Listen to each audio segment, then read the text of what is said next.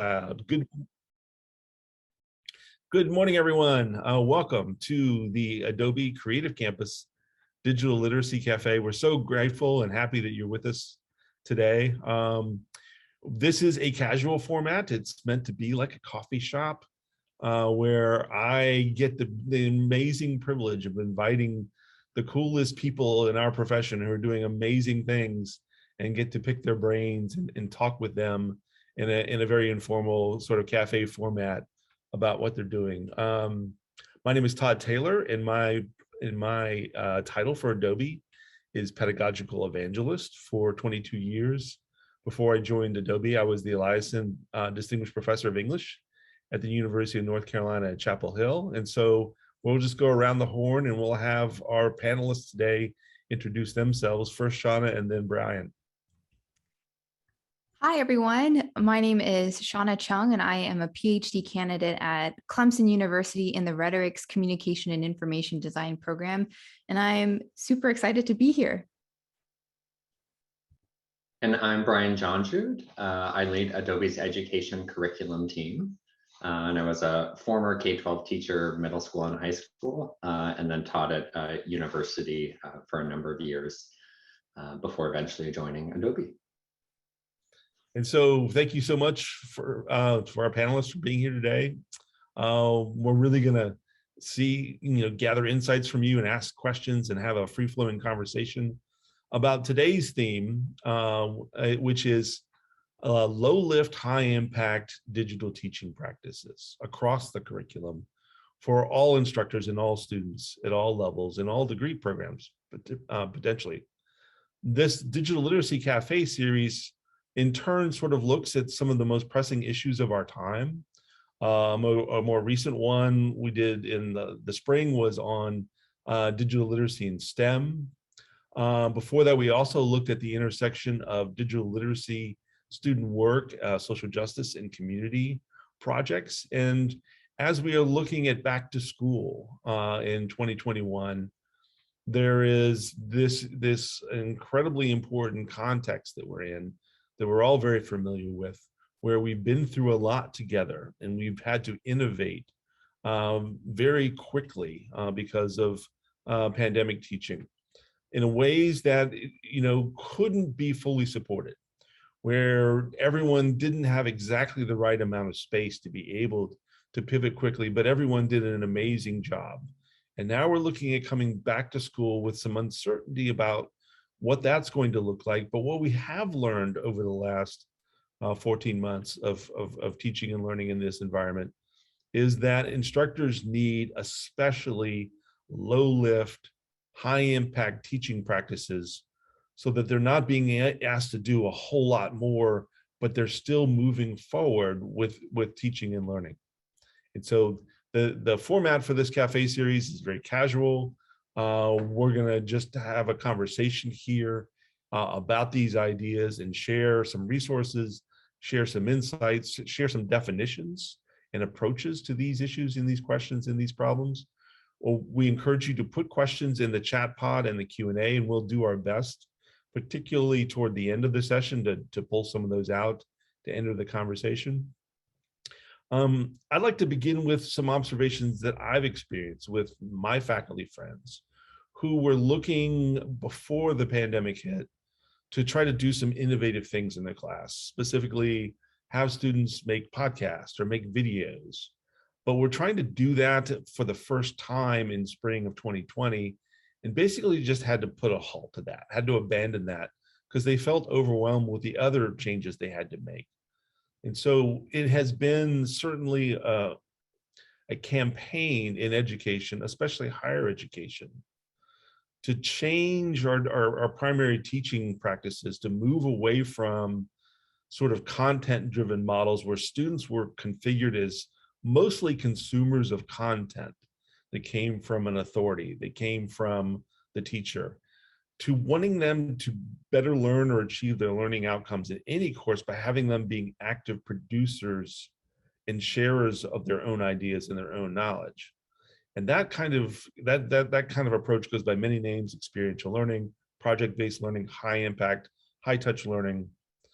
But the reason we wanted to have this conversation today was because we're concerned that all the progress we've been making, literally over decades, towards flipping classes, towards that kind of high impact experiential learning, might be eroded under these new pressures. And so we want to think about and talk about ways to keep moving forward. And so I have said for a long time that the key to instructional technology is not to figure out the software itself, the hardware itself. It's to focus on the learning outcomes, to focus on the vision and the mission that our campuses have and that we have individually in our courses, so that we are leveraging technologies to that end instead of trying to make the technology as an end to itself. And so you may have been attracted to this webinar based upon the idea that you're going to get some low lift things to do, things that'll be easy for you to technologically manage, and you will get that. But I think we're going to start this morning by talking about the end game, the purpose of this, which is to promote high impact practices. And so we're going to first have a conversation about high impact teaching and learning, and then we're going to talk about low lifting on the way to doing that. And so over to you, Shauna, first. When you hear the term, and it may go by different terms, based upon your background, high impact teaching and learning experiences, how do you define that? What does that mean to you? And what are sort of the essential elements of helping you and your students get to that end? Yeah, I hope you don't mind, but I made some slides just because I know that I will get off track. I could talk about this for forever. So I just made a couple of slides just to keep me on track and to keep me focused. And So speaking of talking about it forever, this is part of your dissertation, which is being completed as we speak right now. And so thank you for sharing some of the best insights with us today. Oh, this is definitely, something that I guess I'm facing in terms of just like the practical elements of teaching at a university. And so, just a couple of thoughts here. Just to echo what you were saying, Todd, I think that the target of high impact is not technical mastery. I don't think it's to get students to be these power users of technology, but it's instead to maybe aim toward self-efficacy, toward problem solving, and then a commitment to equity, diversity, and inclusion. And what I mean by self-efficacy, again, to echo what you were saying, Todd, I think that this is really an opportunity for students to take ownership of their digital learning as well as their creative process. And I think that when we give students the tools to really tell their own stories, we have to be invested in nurturing that outcome instead of just being satisfied with getting a technology in their hands. And so I think in that way, the second point here, problem solving, I found that when it comes to technical skills, a lot of students still develop they can make a video or they can make a podcast or something like that. But when the context changes, when the discipline changes, when a lot of those more those purpose-driven questions change, they have to learn how to apply that skill set in a completely different way for different audiences. And so I think a beautiful affordance of digital technologies or creating with digital technologies is it provides students an opportunity to think through some of those changes and how to be agile and adaptive to those situations. And then third, when it comes to equity, diversity, and inclusion, I think we know that equity and equality are not the same things. And so we have to be mindful of those digital divides that exist in a lot of these academic spaces, and recognize that issues of access are incredibly important to think through.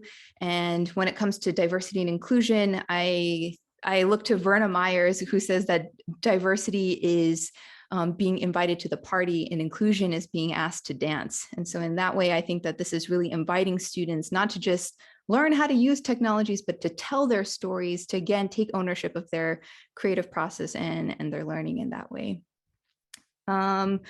In terms of seeing this play out in some of my classrooms, I've seen this most effective through the video medium, particularly with an application called Premiere Rush.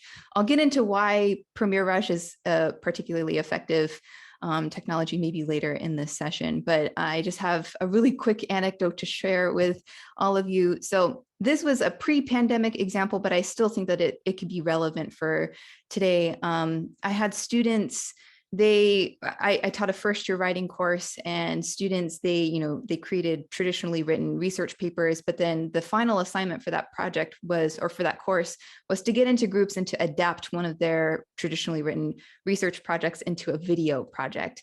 And so this one team, they got super invested in investigating construction efforts that were happening on campus and the impact that that was having on town gown relationships. And a lot of them were finding that a lot of local businesses were being run out, and that I guess just some of the gentrification that was happening and the negative impacts on the community were something that needed to be on a lot of people's minds.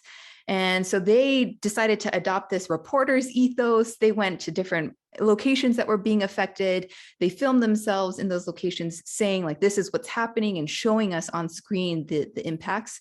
And they just got super, super invested in this. At the end of the semester, they presented their work, and they were so proud of what they'd produced that one of them posted the video to social media. And what was really interesting was, to their surprise, because they made their work public, a local activist group, they found the students' video, and they posted that same video to their own social media platform. And by the end of that summer, this activist group took their video, the students' video project, and they screened it in its entirety at a city council meeting in the summer of 2019. And what's so interesting about this was, so one of my students in that group, she emailed me, and she was just like, I just wanted to let you know this is what's happening to our project. And I thought, this is really great. One of the members of this activist group also emailed me and was like, what prompt did you write for these students that they engaged in this way? And I told them this was all the students. Like, they got super self-motivated to investigate this project, and they took it upon themselves to really engage with their community in this way. My prompt was very broad, and then I taught them, some of those technical skills in class and how to create rhetorically effective videos.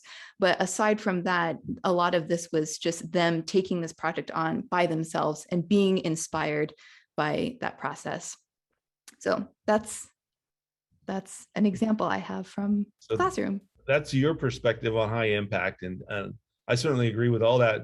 Brian, how do you think about or approach high impact teaching and learning? And I already saw in the chat pod that there's already the classic conversation: should we be talking about literacy? Should we talk about fluency? I'm sensitive to all that. I think what's most compelling is the substance of that definition. What do we really mean by high impact? And so, Brian, do you have different vocabulary, or do you use that term? And what does it mean to you? Having taught K-12 and higher ed, US and abroad, I'm very flexible on terms, because I've just learned the same thing that a high school teacher will call something a college. So like you taught, I'm a bit of a pragmatist, and I ask for the one sentence definition, and then if the title of that definition is resonates as literacy or fluency or skills, I'm fairly flexible on those things. I can always put on like my PhD in literature hat to really dissect the vocabulary, but usually I leave that to the people who are still practicing professionals. So how do you define high impact? And as a teacher and someone who's in charge of curriculum that influences a lot of teachers, yeah, what is that, and how do we get to that? What are the essential elements of it? For me, what I'm most passionate about is, first of all, recognizing that today, more than ever, the definition of a student is much broader than someone who is currently enrolled in a full-time degree program. This bigger definition of learning and formal learning and informal learning, that we're all students to a certain degree. And sort of following that thread, like, for me, the highest impact is that whatever the course or subject, that students learn something about themselves as learners that they take forward to be better lifelong learners. And for me, that's really about, some of the stuff you mentioned, Shauna, like, do they have very loose guardrails and the opportunity to actually say, the step-by-steps aren't entirely clear for me. I have lots of options and lots of choice. And so now I'm going to have to reactivate what they often use in K-12 learning science, this phrase executive functioning. Like now I have to amp up like flexible thinking. How am I going to start tasks? How am I going to plan? How am I going to prioritize? The things that activate those skill sets, because they kind of have to figure out how to do a lot of things on their own. To me, those are so high impact because they walk away saying, wow, I really learned something new and I figured out how to learn it.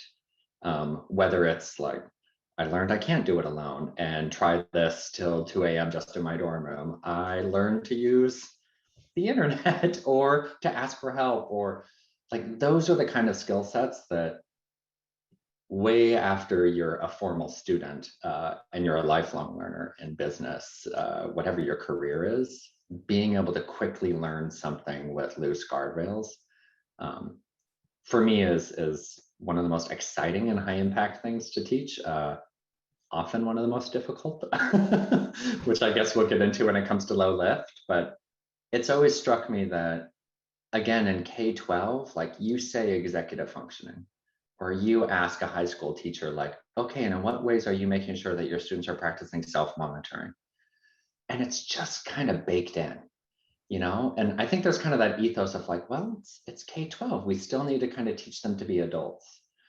And then sometimes there's this cliff and it's like, well, they graduate from high school, they know how to be a learner. Now we can just take for granted that they know how to be a learner. And those things stop being explicitly taught or baked into the pedagogy often in higher ed, because I think we take some things for granted around how comfortable students or any adult is like really learning new things and having that kind of growth mindset. Absolutely. And so I'm going to share my screen real quick, and I'm going to show a table that encapsulates what the World Economic Forum has determined are the most essential skills for the future of jobs.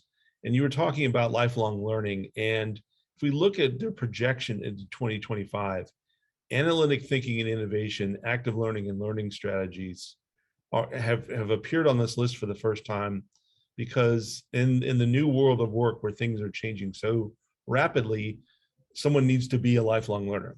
They need to have that kind of what you called executive function, and I've never used that vocabulary before, to be able to be successful, certainly beyond higher education, looking forward to a job. And so there's the vocational aspect of this. If we are preparing students to be successful in all kinds of careers and professionals in higher education, there's that aspect to it.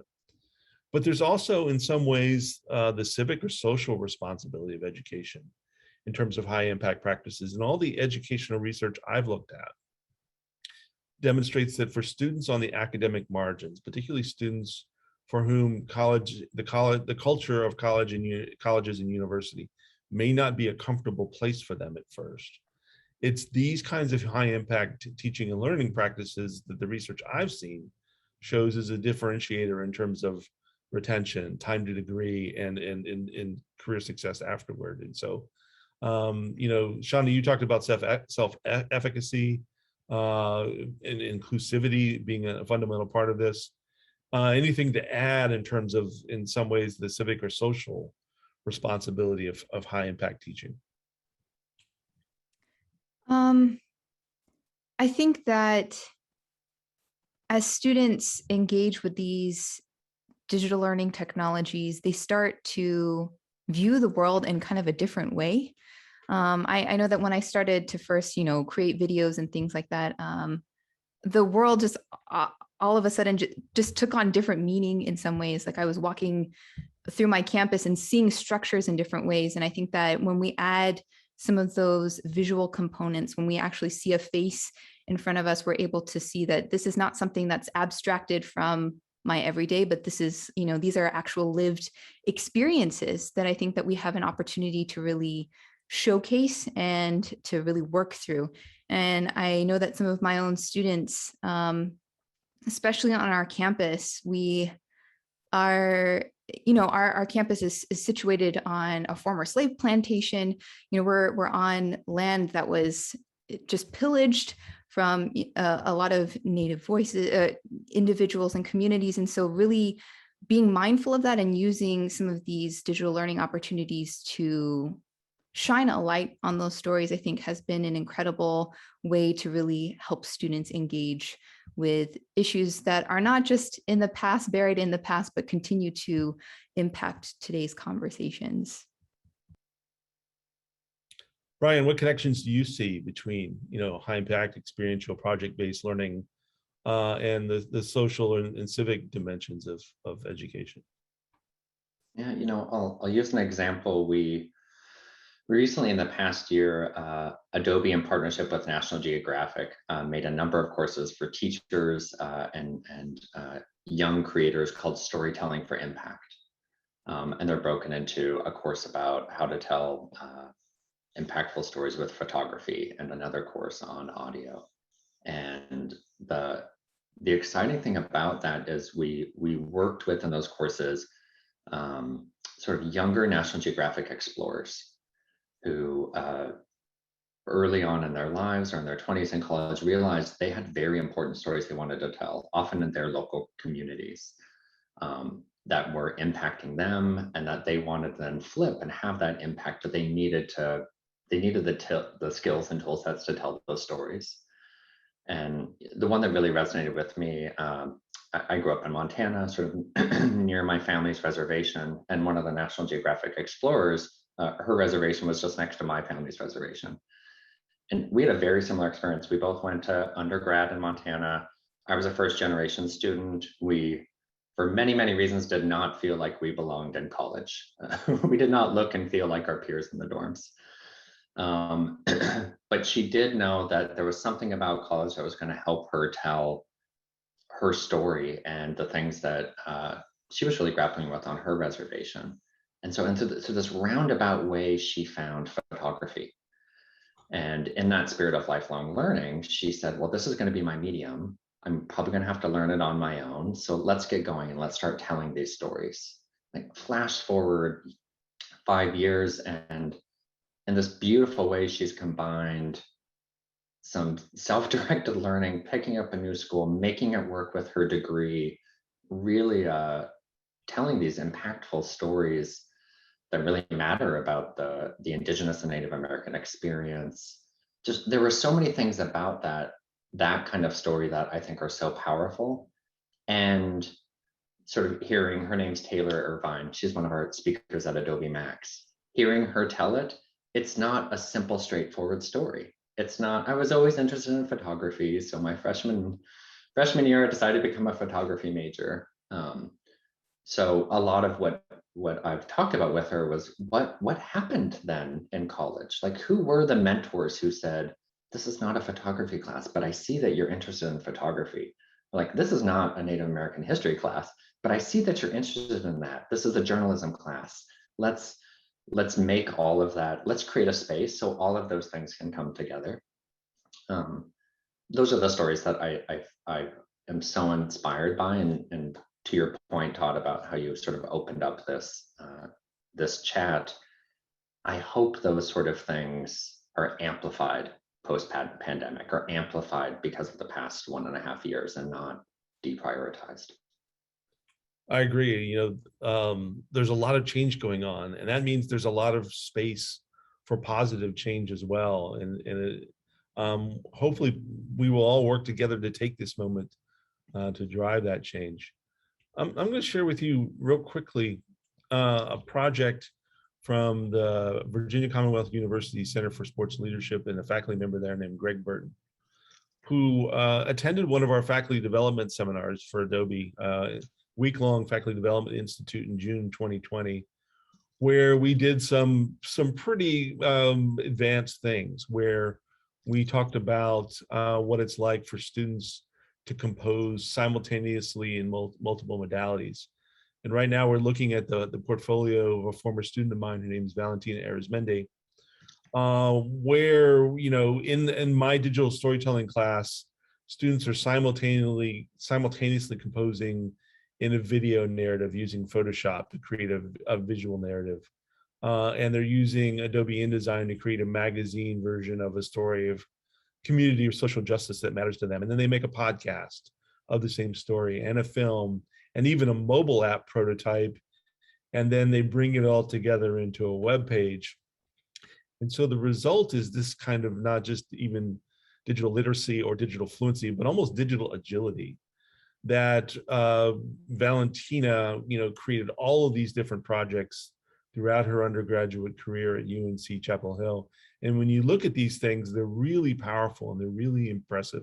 And they're following all of the principles we've been talking today about self-efficacy, about becoming a producer of ideas and knowledge, about telling your own story or telling stories in your own words instead of consuming some other people's content.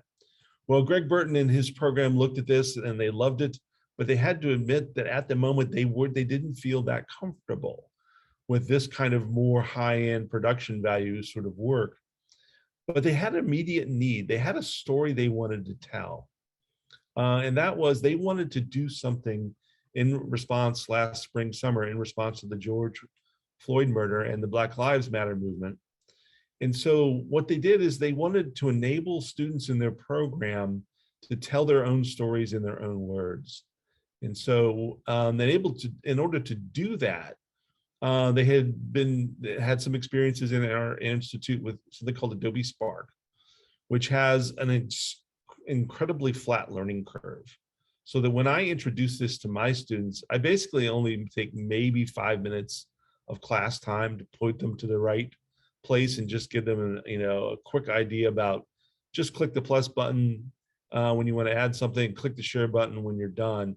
And in that sort of short period of time, they are generating, producing, creating, shaping, designing narratives that look like what you get online in the New York Times or CNN long form journalism.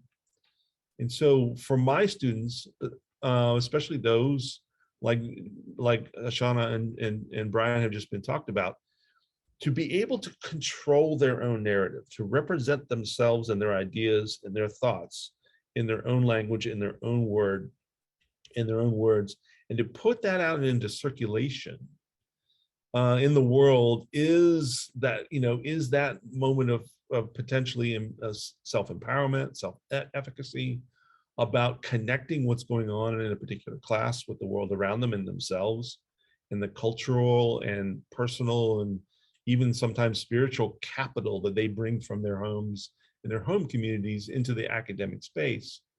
So that every student in this particular project was telling firsthand stories of race and racism that they have been experiencing in their life.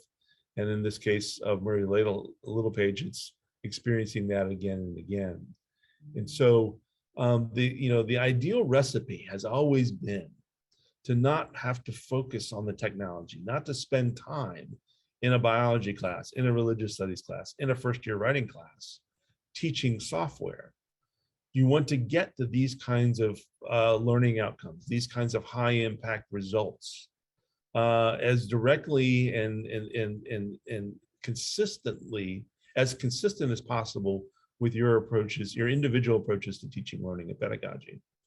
And so let's talk about how we can get to these high impact results with some low lift practices that literally anyone out there listening might be able to implement within an hour of the end of this workshop. Shauna, we'll start with you. What are your perspectives on low lift approaches to high impact teaching and learning?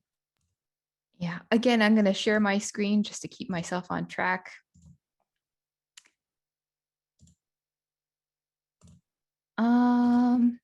So to start, I would say, I think of low lift as kind of the method, like you're saying, Todd, the method to achieve these high impact outcomes. And I remember when I first started using low lift technologies, I highly underestimated them. And so I think that maybe one way of thinking through low lift is to kind of talk about what it is not. And so this first one is low lift, I think it does not mean no effort or thought required. So in other words, low lift is not no lift.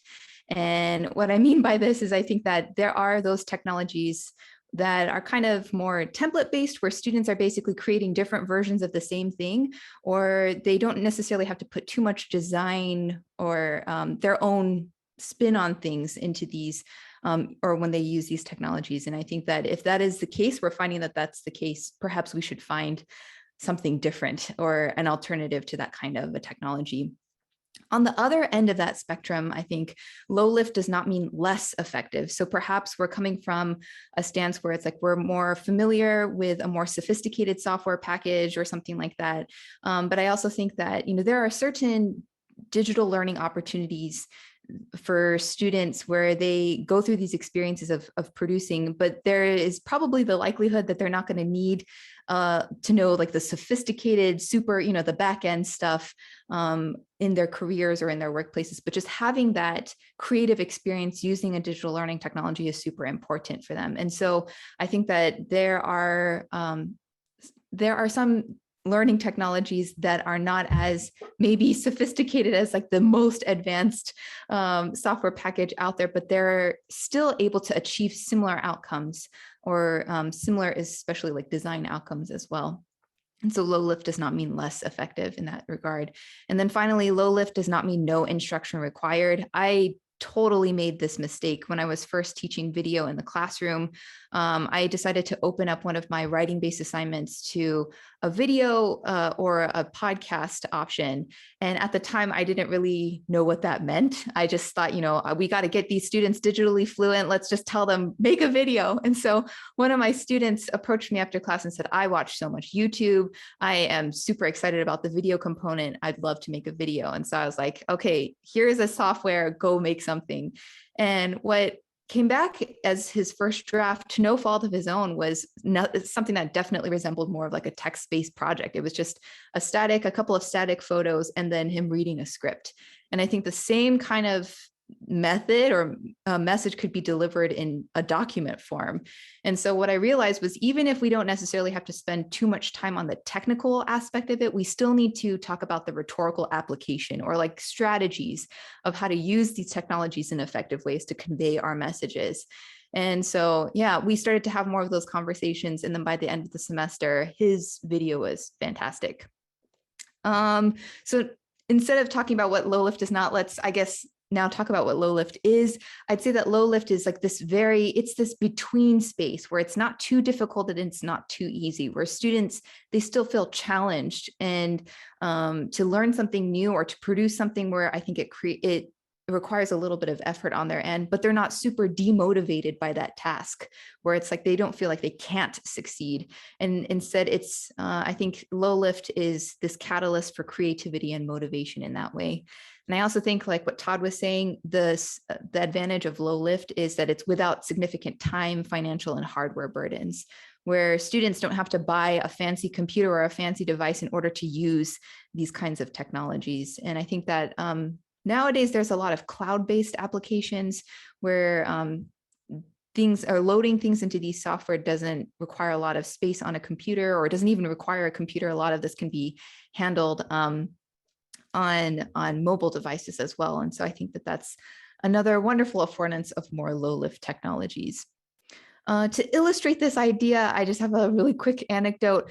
I think some of my favorite low lift technologies have been with web text and graphics, similar to what Todd was talking about in that example with Adobe Spark, which is just a suite of 3 applications that lets you create web text, graphics, and videos.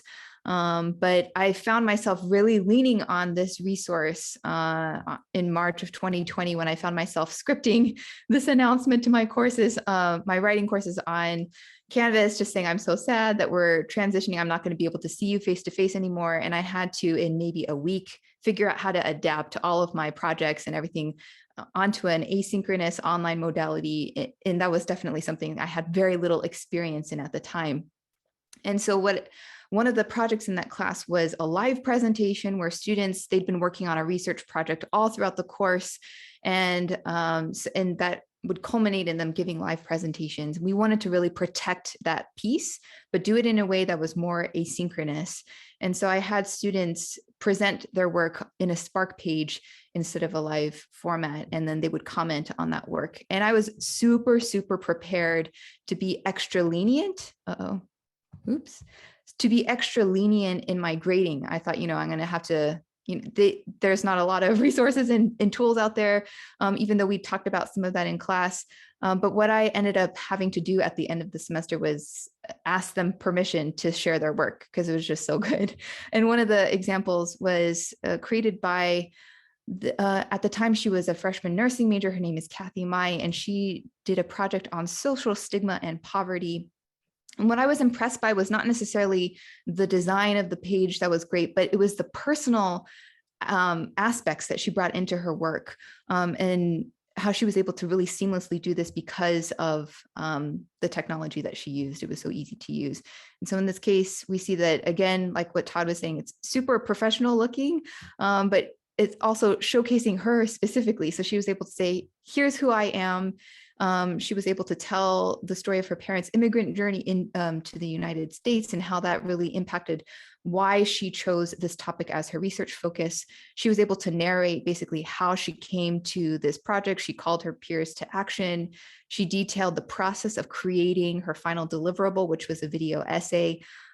She talked about the challenges as well of working through some of those problems. And then she was able to create links, like hyperlinks to her storyboard, her transcript, and her video essay here. And because Spark works very much like a word processor as well, she didn't have to sacrifice any of those more traditional writing practices like a works cited page and things like that. So yeah, a lot of the other students in that class, they had similar projects and were able to really share their work in that capacity. So that's my example. That's wonderful. Thank you so much, Shauna. Brian, you are in charge of an amazing archive of really great teaching practices and modules. And so I know you've seen hundreds, if not thousands, in your work with Adobe Education Exchange of really powerful approaches to teaching that are easy to pick up and run with it. And so what's your perspective or recipe about low-lift teaching practices, both from your experiences as an educator, as well as someone who's curating this incredible archive of educational resources? Yeah, I'll share an aha moment I had when I was teaching at Stanford. At the time, we had digital humanities research labs and teaching labs. We had a digital humanities minor. We had all these digital humanities things, but we didn't actually have a class called digital humanities. And so we were kind of missing that like 101, like before I major, can you tell me what digital humanities is? So I got to create that course, which was very fun. I think the first time I taught it, I had 50 students. And right away, I realized they all wanted to learn radically different digital humanities tools. Like some came there, and Stanford has 10-week quarters. So in 10 weeks, I had 50 students, and some who said, I want to use R or Python for text analysis. And others said, well, I'm really here to learn 3D visualizations. Well, I'm a historian, so I want to use ArcGIS to do some interactive mapping.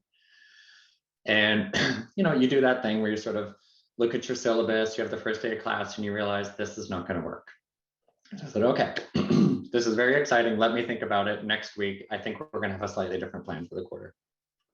And I really had to shift my thinking to, Brian, your job is not to teach all of these students all of these things, but could your job be ensuring that each of these students has the supported opportunity to learn all of these things, which was a real challenge I gave myself. I was like, in 10 weeks, they're all going to be able to create something with all these different tools, but I'm not going to teach them the tools. So sort of building off the things Shauna's been mentioning as well. Excuse me for a second while I cough. Please do. All right, thank you. I really realized like the pedagogy and how I structure this course is going to have to change. It's going to have to be very independent learner. I'm going to have to find resources for these students to independently learn these things, but not just send them to the internet to say, Google how to learn R or Python.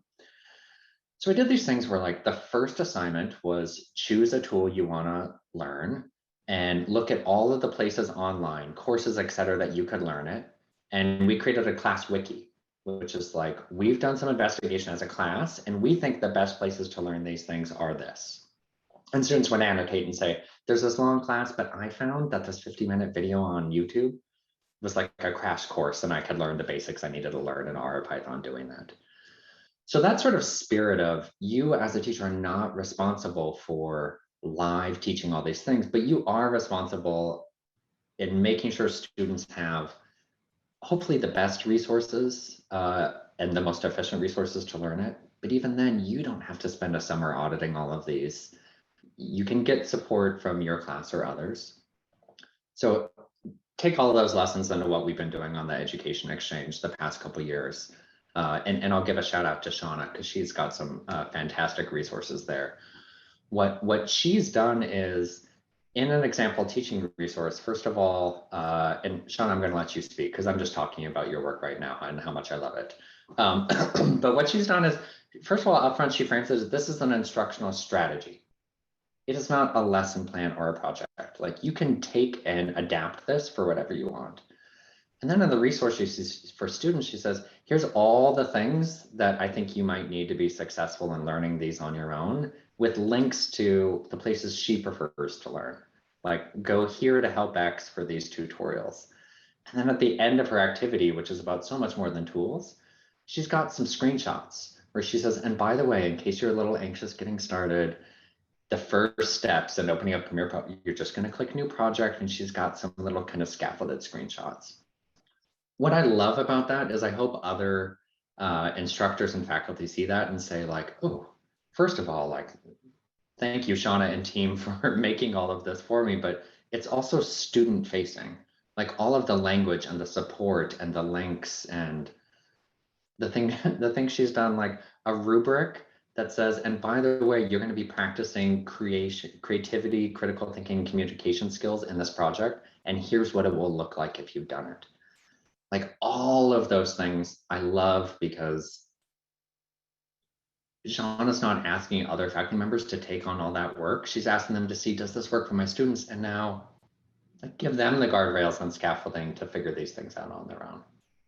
For me, that's so low lift in compared to the other world of an instructor or faculty member saying, all right, from scratch, I need to dedicate my summer to figuring out how to teaching, how to create a video project for my students.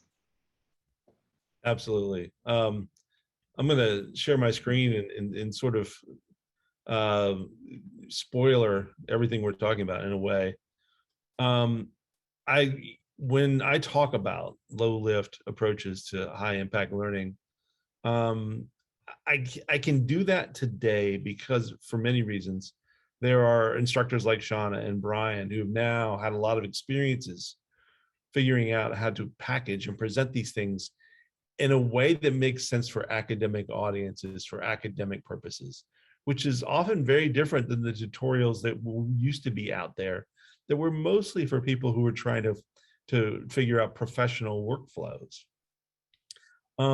There are also tools and applications now that have become so much more powerful, have flatter learning curves, and yet are still very elegant and versatile. That really weren't available, even 5 years ago. And so an example of that is I've been teaching filmmaking in film classes since the late 1990s, and in those classes, every one of my students would make a film, and I refused to let them use iMovie at the time, because a fundamental aspect of filmmaking was that you didn't have multi-track editing. These days now, we have very easy to use multi-track video editors, such as Premiere Rush. But we also have an incredibly powerful application known as Adobe Spark, which we've talked about. And if you haven't used it, I encourage you, as soon as this is over, to go to spark.adobe.com and start learning. Because when I first looked at Spark, I thought, this is so simple. It's a WYSIWYG way to make a web page. I want my students to code, but I have been completely converted to seeing how potentially powerful it is, to the point that I love the moment when I get a faculty member who says, I'm open to and I want to try to innovate and experiment in these ways. I just don't have the bandwidth. And to which I give them these 3 sentences. that can apply to any assignment prompt on any syllabus, anywhere across the curriculum. And I encourage you to, and I'll copy and paste this and put this into the chat pod if you want to do it that way. If you have someone who's resistant or doesn't know where to begin, these 3 sentences can be enough. In this assignment, you, the student, have the option to draft and submit your work as an Adobe Spark page instead of a word processing document or presentation slide deck. Go to spark.adobe.com, get your free account, and then share the URL for that page in our LMS when you want feedback or to submit. That's it. You don't have to spend 1 second of class time. Your curmudgeonly office neighbor or mate doesn't have to spend 1 second of class time teaching an application. It is so potentially powerful as a low lift to approach to these kinds of high impact results that it's the perfect, in my estimation, on-ramp. And, you know, Brian, you were talking about something earlier regarding to students when they get to the point where they go, I can do this. That is so important as a high impact result for our teaching and learning. We want to help them build the confidence. And if you ask Valentina to talk about her journey, it was that early experience with these modalities of producing and sharing knowledge that gave her the confidence to constantly scaffold what she could do throughout the curriculum. But it needs to start somewhere. So to me, one really important definition of low lift is an easy place to start that isn't so heavily diluted that you don't have that potential for really impactful results. And so I promise to put these 3 sentences in the chat pod if you want to use them yourself or to share them with someone that could use some advice on where to start. Shauna, what can you think of a moment anywhere in your education, especially somewhere that's formative, where a teacher of yours did something that was very simple but very impactful, and it didn't even necessarily have to be digital, but was there a moment where you saw something that really, you know, shaped the way you think about teaching and learning along these lines? Oh man. Sorry, I didn't mean to stump you. Oh, I'll tell I you what, think, I'll give you an example while you kind of gather it together. In a chemistry class, a chemistry teacher gave us a box of straws and a box of straight pins and said, build a bridge across these 2 wooden blocks to illustrate the principles of compression and tension in structural engineering. And it was so simple and so easy to digest. And to this day, I've never forgotten those principles, even though I haven't looked at, you know, mechanical engineering, mathematics since then. That one idea has stuck with me because it was so simple and because it was tactile and because it was experiential and project-based and we work with something.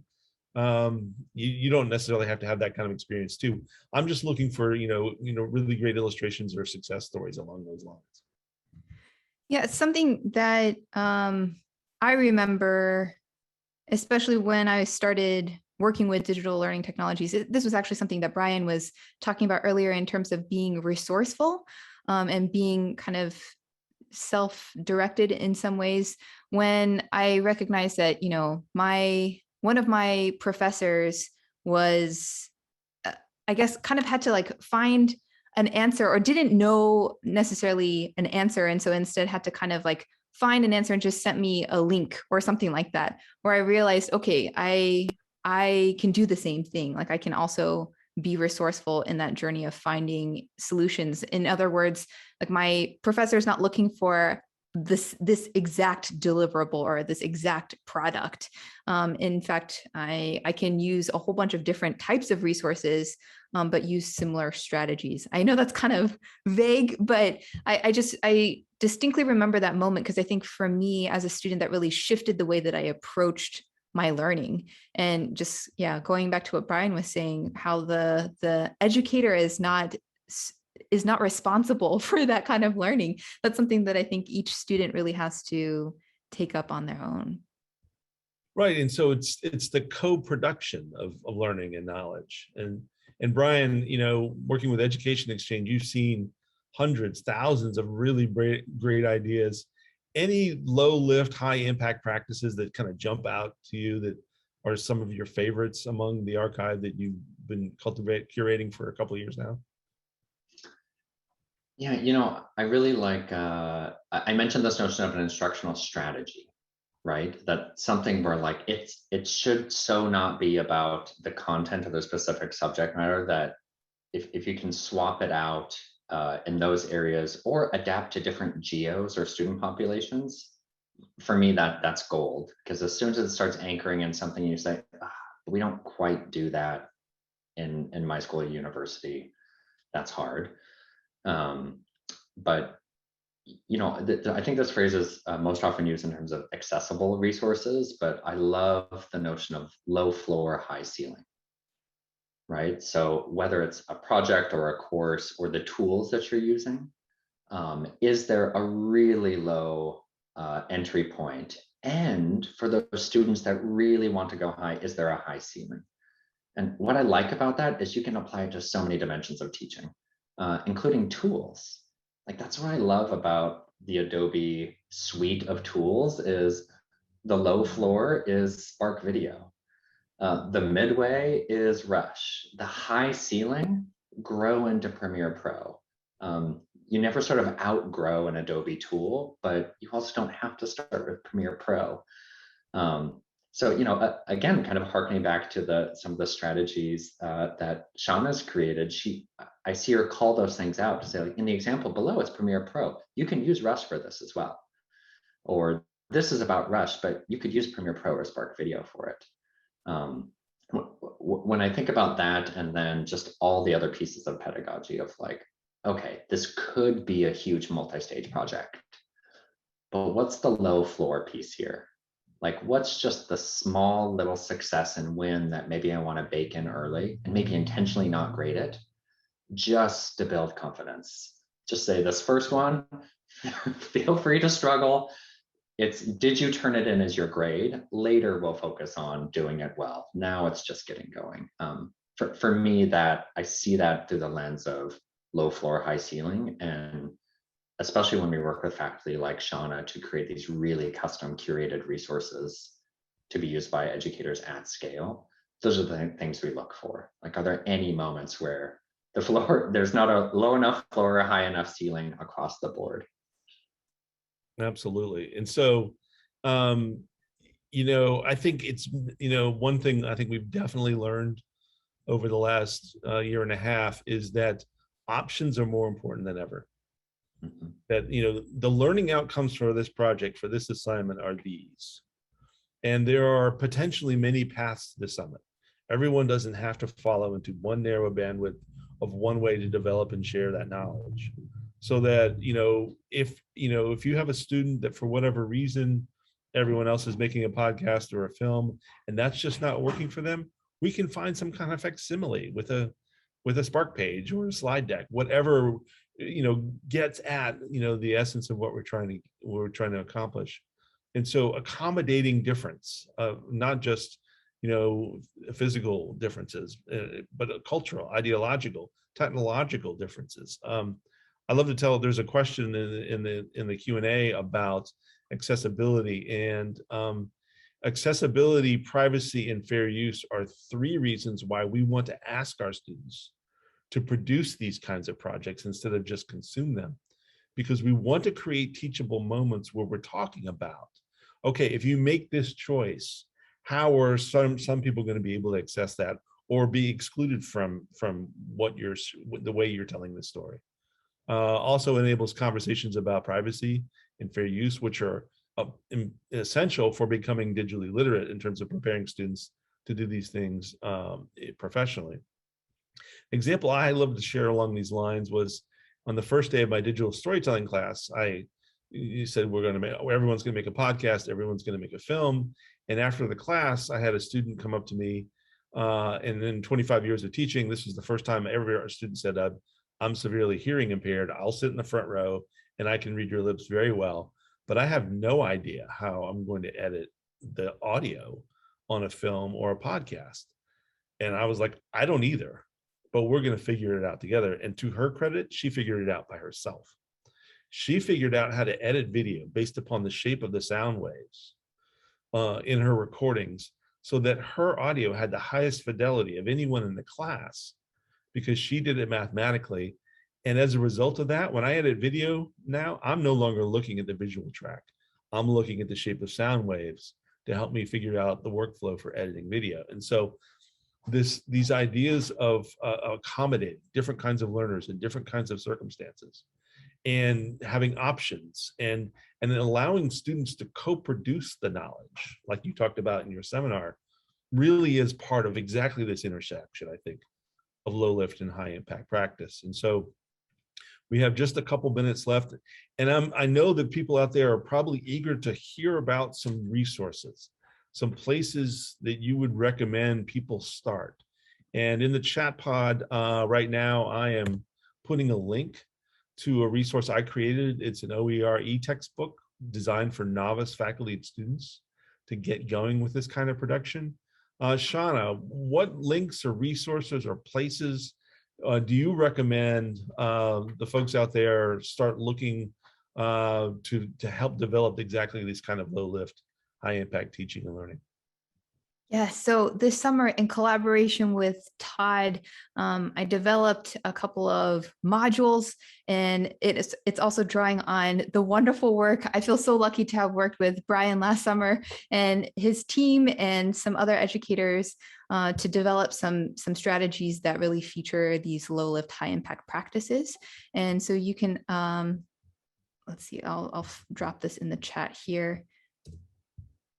That will take you to an edX module that just basically is a master Spark page where you can find some curated teaching strategies, and then also more information on some recommended technologies if you would like.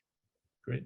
And so Brian, if you'd let people out there know what edX is and who can get access to it for those who may not know, and then share a couple of your favorite URLs or places to start. Absolutely. So the Adobe Education Exchange, which is edx.adobe.com, recently celebrated its 10th birthday. And almost coinciding with that, we reached 1 million members that are educators in K-12 and higher ed who come to the Education Exchange knowing it's completely free. There's a lot of self-paced courses to dive into exactly these topics. Our course, Designing Your Creative Course for Higher Ed, actually has almost a whole video exactly on Todd's navigation metaphor of like, they need to reach the summit, and here's all the different ways you can have them reach that. So I really like those videos, mostly in those courses, mostly because Adobe talks about the tools, but the people actually in those courses are faculty and instructors teaching other faculty and instructors sort of their best practices. And then we have a ton of resources, some that were commissioned by Adobe, working with folks like Shauna, and then others that other faculty members have just uploaded themselves. So I think we're up to over 10,000 resources that look like instructional strategies, projects, templates, and other links and resources. So those are the main two things. I think the one that I'll call out is, you put me on the spot here, Todd, because with over 10,000 resources, I have this thing where I don't want to choose my favorites, but since you're on the call, I think I will specifically call out the course Cultivating Digital Literacy. And if you like, just replace the word literacy with fluency. It still holds. And it's really a deep dive just exclusively for folks in the higher ed space. So all of the examples are from colleges and universities, really defining like, what does that word mean? Who else uses that term? What's underneath it? And how does that relate to other skills like creativity or communication? So I really like that course. Not least because it's free, you get to do a little assignment, you get a badge and certificate when you're done. So it's also just a nice way to explore that experience with other learners. And I'll put that in the chat pod. Great. Thank you so much, Shauna and Brian, for sitting around our cafe digitally, virtually with us. Really valuable to keep learning from the two of you. Thank you to everyone who joined us today. You should be getting a follow-up email from registering for this that will have links to the recording that will be captioned, and that will have also all of these links available so you can follow up on them if you're not able to caption them real quickly. Let me see if there's any questions in that we haven't gotten to. Brian, are you related to Jeffrey Marsh? I don't know who that is. Biologically related? I don't think so. But maybe we're kindred spirits. I'm going to Google Jeffrey March and find out. We're going to find 1 degree of separation. Let's see if there's anything in the chat pod. I would not be surprised if this is because I mentioned Montana. It truly is a large state with very few people. And so the incidence of, do you know, or are you related to this other person from Montana? I have to laugh because a lot of the time the answer is yes. Right. Like, it is actually like, yes, I do know that person from Montana. Thanks everyone for being with us today. We really enjoyed your participation. Look forward to the next Digital Literacy Cafe, which we haven't scheduled yet. But especially thank you for what you do as educators to help our world, especially today through low lift, high impact practices. I'm Todd Taylor from the Adobe Creative Campus program. Thank you, Shauna. Thank you, Brian. We'll see you next time in the Digital Literacy Cafe. Bye, everyone.